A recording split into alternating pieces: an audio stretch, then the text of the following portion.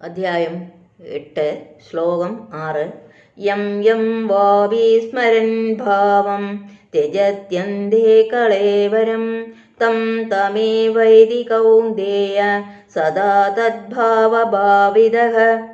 യം യം ഏതേത് ഭാവം അപി വാ ഭാവത്തെ ആയാലും സ്മരൻ സ്മരിക്കുന്നവനായി അന്തേ അന്തകാലത്തിൽ അല്ലെങ്കിൽ മരണവേളയിൽ കളേവരം ശരീരത്തെ യഹ ഏതൊരുവൻ ത്യജതി ത്യജിക്കുന്നു സഹ അവൻ സദാ എല്ലായ്പ്പോഴും തദ്ഭാവഭാവിത ആ ഭാവത്തെ തന്നെ ഓർമ്മിക്കുന്നവനായിട്ട് കൗന്ദേയ ഹേ കൗന്ദേയ തം തം ഏവ യാതാത് ഭാവത്തെ തന്നെ ഏതി പ്രാപിക്കുന്നു.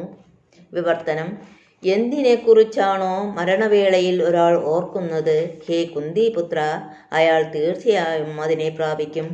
ഭാവാർത്ഥം: രണത്തിൻ്റെ നിർണായക നിമിഷങ്ങളിൽ നടക്കുന്നത് എന്തെന്ന് ഇവിടെ പറയുന്നു. കൃഷ്ണസ്മരണയോടെ ശരീരം ത്യജിക്കുന്നവർ അതീന്ദ്രിയമായ ഭഗവത് പദം പോകുന്നു. മറ്റേതെങ്കിലും സ്മരണ പുലർത്തിക്കൊണ്ട് മരിക്കുന്നവൻ ആ അവസ്ഥയിലെത്തുകയില്ല. ഇത് സവിശേഷ ശ്രദ്ധയിൽ അർഹിക്കുന്ന സംഗതിയാണ്. ഉചിതമായ മനോഭാവത്തോടെ മരിക്കുന്നതിനെന്തു വഴി? ഒരു മഹാമനുഷ്യനായിരുന്ന ഭരത മഹാരാജാവിന് മരണവേളയിൽ ഒരു മാൻകുട്ടിയെ കുറിച്ചായിരുന്നു വിചാരം. തന്മൂലം അടുത്ത ജന്മത്തിൽ അദ്ദേഹത്തിന് ഒരു മാനിൻ്റെ ശരീരം കൈക്കൊള്ളേണ്ടി വന്നു. ഒരു മാനായിട്ടുകൂടി തൻ്റെ പൂർവ്വജന്മ പ്രവർത്തനങ്ങൾ അദ്ദേഹത്തിന് ഓർമ്മയുണ്ടായിരുന്നു. എങ്കിലും ആ ശരീരം സ്വീകരിക്കേണ്ടി തന്നെ വന്നു. ഒരാളുടെ ജീവിതകാലം മുഴുവനും സംഭരിച്ചു പോകുന്ന വിചാരങ്ങളാണ് ഈ ജന്മമാണ് അടുത്ത ജന്മത്തിന് വിത്തിടുന്നതെന്നുറയ്ക്കാം. ഈ ജന്മത്തിൽ സാത്വിക ഭാവത്തോടെ ജീവിക്കുകയും കൃഷ്ണനെ നിരന്തരം സ്മരിക്കുകയും ചെയ്യുന്നവർക്ക് അന്ത്യവേളയിലും ഭഗവത് സ്മരണ യുദിക്കും. കൃഷ്ണൻ്റെ അതീന്ദ്രിയ ഭാവത്തെ പോകുന്നതിന് അത് സഹായകരമായി തീരുകയും ചെയ്യും. ആധ്യാത്മികമായി ഭഗവത് സേവനത്തിൽ മുഴുകി ജീവിതം നയിച്ച ഒരാൾക്ക് അടുത്ത ജന്മത്തിൽ ഭൗതിക ദേഹമല്ല ആധ്യാത്മിക ദേഹമായിരിക്കും ലഭിക്കുക. നിരന്തരമായ ഹരേ കൃഷ്ണ കൃഷ്ണ കൃഷ്ണ ഹരേ ഹരേ ഹരേ രാമ രാമ രാമ ഹരേ ഹരേ എന്ന നാമജപമത്രേ മരണവേളയിൽ ഒരാളുടെ മനോഭാവത്തെ വേണ്ടുന്ന വഴിക്ക് തിരിക്കാൻ ഉതകുന്ന ഉത്തമമായ മാർഗം. ശ്ലോകം 7. തസ്മാ സർവേഷു കാലേഷു മയ്യർപ്പിതമനോ ബുദ്ധി മാമേ വൈഷംശസ്യ സംശയഃ. തസ്മാത് അതുകൊണ്ട് സർവേഷു കാലേഷു എല്ലാ കാലങ്ങളിലും മാം എന്നെ അനുസ്മരിക്കുക, യുദ്ധജ യുദ്ധം ചെയ്യുകയും ചെയ്യുക, മയി എന്നിൽ അർപ്പിത മനോബുദ്ധി അർപ്പിക്കപ്പെട്ട മനോബുദ്ധികളോടുകൂടിയ ത്വം നീ മാം ഏവ എന്നെ തന്നെ ഏഷ്യസി പ്രാപിക്കും, അസംശയ സംശയമില്ല.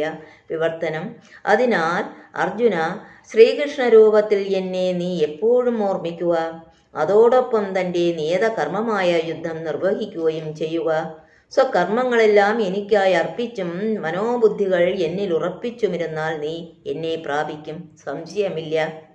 ഭാവാർത്ഥം: അർജുനനോടുള്ള ഈ ഉപദേശം ഭൗതിക കർമ്മങ്ങളിൽ ഏർപ്പെട്ടിരിക്കുന്ന എല്ലാവരെ സംബന്ധിച്ചും പ്രസക്തമാണ്. തങ്ങളുടെ നിർദ്ദിഷ്ട കർമ്മം നിറവേറ്റുന്നതിൽ നിന്ന് പിന്തിരിയാൻ ആരെയും ഭഗവാൻ പ്രേരിപ്പിക്കുന്നില്ല. ഒരാൾക്ക് ഈ പ്രവൃത്തികൾ തുടരുന്നതോടൊപ്പം ഹരേ കൃഷ്ണ മന്ത്രമുച്ചരിച്ചുകൊണ്ട് ഭഗവത് സ്മരണ പുലർത്തുകയുമാവാം. ഇത് ജീവനെ ഭൗതിക കൽമഷങ്ങൾ ബാധിക്കാതിരിക്കാനും മനോബുദ്ധികളെ ഭഗവാനിൽ ഏകാഗ്രീകരിക്കാനും ഉതകും. കൃഷ്ണനാമോച്ചാരണം ഭക്തനെ പരമോത്കൃഷ്ടമായ കൃഷ്ണലോകത്തിലെത്തിക്കുന്നു എന്നതിന് സംശയമില്ല. ശ്ലോകം 8. അഭ്യാസയോഗയുക്തേന ചേതസാ നാന്യഗാമിന പരമം പുരുഷം ദിവ്യം യാതി പാർത്ഥാനുചിന്തയൻ. അഭ്യാസയോഗയുക്തേന ധ്യാനയോഗാഭ്യാസനത്തിൽ ഏർപ്പെട്ട അന്യഗാമിന അന്യവിഷയങ്ങളിലേക്ക് ഗമിക്കാത്ത ചേതസ മനോബുദ്ധികളെ കൊണ്ട് അനുചിന്തയൻ സദാ ചിന്തിക്കുന്നവർ പാർത്ഥ പരമം പരമനായ, ദിവ്യം ദിവ്യനായ പുരുഷം പുരുഷനെ യാതി പ്രാപിക്കുന്നു. വിവർത്തനം: എന്നെ പരമദിവ്യോത്തമ പുരുഷനായി ആരാണോ ധ്യാനിക്കുന്നത്, ആരാണോ മാർഗത്തിൽ നിന്ന് വ്യതിചലിക്കാതെ തുടർച്ചയായി എന്നെ മനസ്സിൽ സ്മരിക്കുന്നത്, അല്ലയോ പാർത്ഥ, അയാൾ നിശ്ചയമായും എന്നെ പ്രാപിക്കും. ഭാവാർത്ഥം: ഈ ശ്ലോകത്തിൽ ഭഗവാൻ കൃഷ്ണൻ അവിടത്തെ സ്മരിക്കുന്നതിൻ്റെ പ്രാധാന്യത്തെ ഊന്നിപ്പറയുന്നു. ഹരേ കൃഷ്ണ മഹാമന്ത്രോച്ചാരണത്താൽ കൃഷ്ണസ്മരണ പുനർജീവിപ്പിക്കപ്പെടും. ഭഗവൻ നാമം ഉരുവിടുന്നതുകൊണ്ടും അതിൻ്റെ സ്പന്ദനങ്ങൾ ശ്രോത്രങ്ങളിൽ പുകുന്നതുകൊണ്ടും കാതും നാവും മനസ്സും പ്രവർത്തന നിരതമാകുന്നു. പരിശീലിക്കാൻ എളുപ്പമുള്ളതാണ് ഈ ധ്യാനം. ഭഗവത് പ്രാപ്തിക്ക് സഹായവുമാവുകയും ചെയ്യും. പുരുഷനെന്നാൽ ആസ്വദിക്കുന്നവൻ എന്നർത്ഥം. ജീവാത്മാക്കൾ ഭഗവാന്റെ തടസ്ഥ ശക്തികൾ തന്നെയെങ്കിലും അവരെ ഭൗതിക മാലിന്യങ്ങൾ ബാധിച്ചിരിക്കുന്നു. തങ്ങളാണ് പരമാസ്വാദകരെന്ന് അവർ ചിന്തിക്കുന്നു. പക്ഷേ അതല്ല. വാസ്തവം പരമപുരുഷനായ ഭഗവാനാണ് ഉത്കൃഷ്ടനായ പരമാസ്വാദകൻ. അവിടത്തെ നാരായണൻ, വാസുദേവൻ തുടങ്ങിയ രൂപവിസ്തരണങ്ങളും അങ്ങനെ തന്നെ. ഇത് ഇവിടെ വ്യക്തമാക്കിയിരിക്കുന്നു. ഒരു ഭക്തന് ഹരേ കൃഷ്ണ ജപത്താൽ തൻ്റെ ആരാധനാമൂർത്തിയെ ഭഗവാനെ അല്ലെങ്കിൽ നാരായണൻ, കൃഷ്ണൻ, രാമൻ എന്നിങ്ങനെ ഏതു രൂപത്തിലും നിരന്തരം സ്മരിക്കാം. ഈ പതിവ് അയാളെ ശുദ്ധീകരിക്കും. നിരന്തരമായ നാമജപം കൊണ്ട് അയാൾ ജീവിതാവസാനം ദൈവ സാമ്രാജ്യത്തിൽ എത്തി ഉയർത്തപ്പെടും. അന്തര്യാമിയായ പരമാത്മാവിനെ ധ്യാനിക്കലാണ് യോഗാനുഷ്ഠാനം. അതുപോലെ ഹരേ കൃഷ്ണ നാമജപവും മനസ്സിനെ സ്ഥിരമായി പരമപുരുഷനിൽ ഉറപ്പിക്കുന്നു. മനസ്സിനെ കൃഷ്ണനിൽ ഉറപ്പിക്കേണ്ടത് അത്യാവശ്യമാണ്. എന്നാൽ മനസ്സ് ചപലമായതുകൊണ്ട് അങ്ങനെ ചെയ്യാൻ ബലം പ്രയോഗിക്കേണ്ടി വരും. ശലഭമായി തീരാൻ തീവ്രാഭിലാഷമുള്ള പുഴു അതേ ജന്മത്തിൽ തന്നെ ശലഭമായി മാറുന്നത് കാണാം. പലപ്പോഴും പറയാറുള്ള ഒരു ഉദാഹരണമാണിത്. നിരന്തരം കൃഷ്ണനെപ്പറ്റി ചിന്തിച്ചു കൊണ്ടിരുന്നാൽ നമുക്കും കൃഷ്ണൻ്റേതുപോലുള്ള ആകൃതി ലഭിക്കാവുന്നതാണ്. ശ്ലോകം 9. കവിം പുരാണമനുശാസിതാരം അണോരണീയാം സമനുസ്മരേദ്യഃ സർവസ്യ ദാതാരമചിന്ത്യരൂപം ആദിത്യവർണം തമസഃ പരസ്താദ്. യഹ യാതൊരുവൻ പുരാണം ഏറ്റവും പുരാതനമായ, കവിം കവി അല്ലെങ്കിൽ സർവജ്ഞൻ ആയി, അനുശാസിതാരം നിയന്താവായി, അണോഹോ അണുവിനേക്കാൾ, അണീയാംസം അണുതരനായി, സർവസ്യ സർവത്തിൻ്റെയും, ധാതാരം പരിപാലകനായി, അചിന്ത്യരൂപം അചിന്ത്യരൂപനായി, തമസക തമസിൻ്റെ, പരസ്താദ് അപ്പുറത്ത് അല്ലെങ്കിൽ ദിവ്യമായി, സ്ഥിതം സ്ഥിതനായ, ആദിത്യവർണം ആദിത്യനെ പോലെ പ്രകാശിക്കുന്ന, പുരുഷം പുരുഷനെ, അനുസ്മരേത് എല്ലായ്പ്പോഴും അനുസ്മരിക്കണം. വിവർത്തനം: സർവജ്ഞനും ആദിപുരുഷനും സർവനിയന്താവും അണുവേക്കാൾ ചെറുതും സകലതിൻ്റെയും പരിപാലകനും ഭൗതികാനുമാനങ്ങൾക്ക് അധീനനും അചിന്ത്യരൂപനും ഭൗതിക പ്രകൃതിക്കധീനനും ആദിത്യ തേജസ്വിയുമായ വ്യക്തി എന്ന നിലയിലാണ് ഭഗവാനെ ധ്യാനിക്കേണ്ടത്. ദിവ്യനും ഭൗതിക പ്രകൃതിക്ക് അതീതനുമാണ് അവിടുന്ന്. ഭാവാർത്ഥം: പരമപുരുഷ ധ്യാനത്തെ വിവരിക്കുകയാണ് ഈ ശ്ലോകം. ഭഗവാനെ അവ്യക്തിഗതനായോ ശൂന്യതയായോ പ്രതിപാദിച്ചിട്ടില്ലെന്നത് പ്രത്യേകം ശ്രദ്ധയർഹിക്കുന്നു. അത്തരം ധ്യാനത്തിന് പ്രയാസം കൂടും. ഇവിടെ പ്രസ്താവിക്കപ്പെട്ടിട്ടുള്ളതുപോലെ കൃഷ്ണധ്യാനമാകട്ടെ പ്രയാസമില്ലാത്തതാണ്. ഒന്നാമതായി ഭഗവാൻ പുരുഷൻ വ്യക്തിയാണ്. രാമൻ എന്ന വ്യക്തിയെക്കുറിച്ചോ കൃഷ്ണൻ എന്ന വ്യക്തിയെക്കുറിച്ചോ ആയിരിക്കും നാം ഓർക്കുക. ഇവരിൽ ആരായിരുന്നാലും ശരി, അദ്ദേഹത്തെ വിവരിച്ചു തരുന്നു. ഭഗവത്ഗീതയിലെ ഈ ശ്ലോകം കവിയാണ് ഭഗവാൻ, അതായത് ഭൂതഭാവി വർത്തമാനങ്ങളെ അറിയുന്നവൻ. അതുകൊണ്ട് അദ്ദേഹം എല്ലാം അറിയുന്നവനാണ്. ആദിപുരുഷനാണ് അദ്ദേഹം. എല്ലാറ്റിൻ്റെയും ഉറവിടമാണ് അവിടുന്ന്. എല്ലാം അദ്ദേഹത്തിൽ നിന്ന് ജനിക്കുന്നു. വിശ്വനിയന്താവും മാനവതയുടെ പോഷകനും ഗുരുവുമാണ് അദ്ദേഹം. അണുക്കളെക്കാളും ചെറുതാണ്. ഒരു മുടി നാർത്തുരുമ്പിൻ്റെ 10,000-ലൊരംശമേ വലിപ്പമുള്ളൂ ഒരു ജീവാണുവിന്.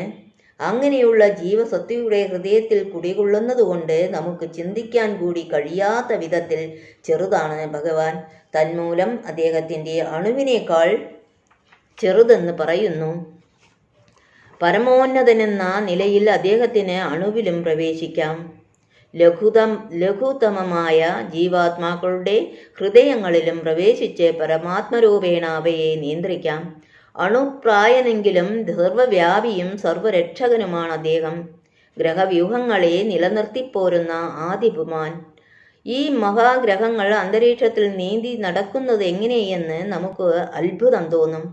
ഭഗവാനാണ് തൻ്റെ അചിന്ത്യ പ്രഭാവം കൊണ്ട് ഈ മഹാഗ്രഹങ്ങളെയും ക്ഷീരപദങ്ങളെയും പുലർത്തിപ്പോരുന്നത് എന്നിവിടെ പ്രസ്താവിക്കുന്നു. ഈ തരുണത്തിൽ അചിന്ത്യം എന്ന പദം വളരെ പ്രാധാന്യമർഹിക്കുന്നു. ഭഗവാന്റെ ശക്തിപ്രഭാവം നമ്മുടെ ചിന്തയ്ക്കും അതീതമാണ്. അതുകൊണ്ട് അചിന്ത്യമെന്ന് പറയുന്നു. ഇക്കാര്യത്തിൽ ആർക്കെതിർ പറയാനാകും? ഭൗതിക പ്രപഞ്ചമാകെ വ്യാപിച്ചു നിലനിൽക്കുന്നെങ്കിലും അതിനും അധീനനാണ് അദ്ദേഹം. ആധ്യാത്മിക ലോകത്തോട് ഉപമിച്ചാൽ എത്രയും നിസ്സാരമായ ഈ ഭൗതിക ലോകത്തെ തന്നെ പൂർണ്ണമായി ഗ്രഹിക്കാൻ നമുക്ക് കഴിയുന്നില്ല. എന്നിട്ടല്ലേ അതിനപ്പുറത്തുള്ളവയെ.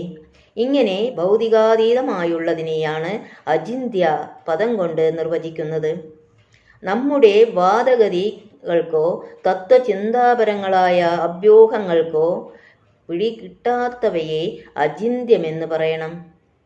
അതുകൊണ്ട് വ്യർത്ഥവാദങ്ങളിലും അഭ്യൂഹങ്ങളിലും പെടാതെ വേദങ്ങളുടെയും ഗീതാ ഭാഗവതാദി ധർമ്മഗ്രന്ഥങ്ങളുടെയും സൂക്തങ്ങളെ അംഗീകരിച്ച് അനുസരിക്കുകയാണ് ബുദ്ധിമാന്മാർ ചെയ്യേണ്ടത്. ഇത് അയാളെ ജ്ഞാനത്തിലേക്ക് നയിക്കും. ശ്ലോകം 10. പ്രയാണകാലേ മനസാചലേന ഭക്ത്യായുക്തോ യോഗബലേന ചൈവ ഭ്രുവോർമധ്യേ പ്രാണമാവേശ സമ്യക് സദംബരം പുരുഷമുപൈതി ദിവ്യം. അവൻ പ്രയാണകാലേ പ്രയാണകാലത്തിൽ അല്ലെങ്കിൽ മരണവേളയിൽ അചലേന നിശ്ചലമായ മനസ്സോടുകൂടി ഭക്ത്യാ ഭക്തിയോടും യോഗബലേന ഏവജ യോഗബലത്തോടുകൂടി തന്നെ യുക്തനായിട്ട് ഭ്രുവോ പുരികങ്ങളുടെ മധ്യത്തിൽ പ്രാണനെ സമ്യക് വഴിപോലെ ആവേശിച്ചിട്ട് പരനായി ദിവ്യം ആധ്യാത്മിക സാമ്രാജ്യത്തിലെ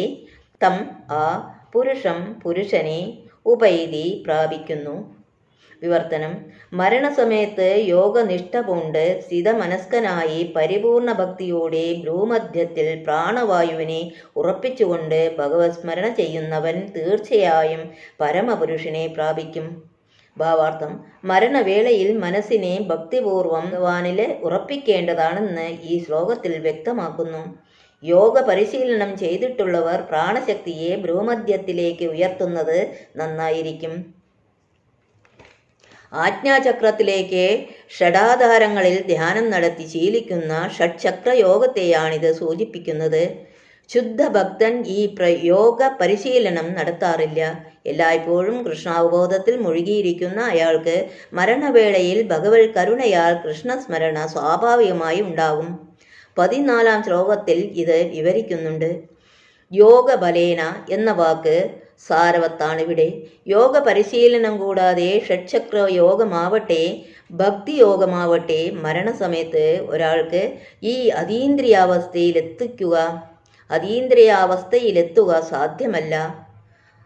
ആസന്ന മൃത്യുവായ ഒരാൾക്ക് പെട്ടെന്ന് ഭഗവാനെപ്പറ്റി സ്മരിക്കുവാനാകില്ല. ഏതെങ്കിലും യോഗാനുഷ്ഠാനം അല്ലെങ്കിൽ വിശേഷിച്ചും ഈ ഭക്തിയോഗം അയാൾ പരിശീലിച്ചിരിക്കണം. മരണാവസ്ഥയിൽ മനസ്സ് അത്യന്തം അസ്വസ്ഥമത്രേ. അതിനാൽ ഒരാൾ ജീവിത ദശയിൽ തന്നെ യോഗചര്യയിലൂടെ അതീന്ദ്രിയഭാവം ശീലിക്കേണ്ടിയിരിക്കുന്നു.